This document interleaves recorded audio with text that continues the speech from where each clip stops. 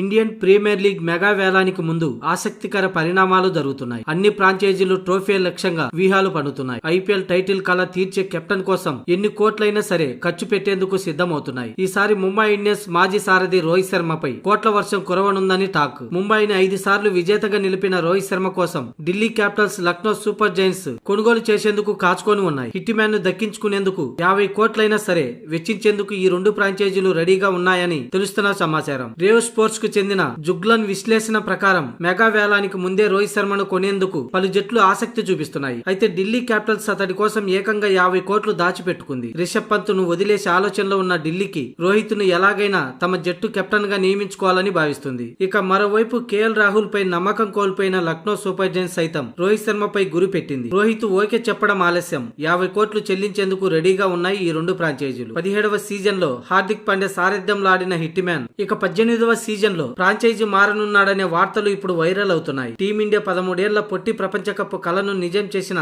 రోహిత్ శర్మని Delhi Capitals, Lucknow Super Giants లు సొంతం చేసుకోవాలని చూస్తున్నాయి. దీంతో ఏ జట్టు సొంతం చేసుకుంటుందో చూడాలి.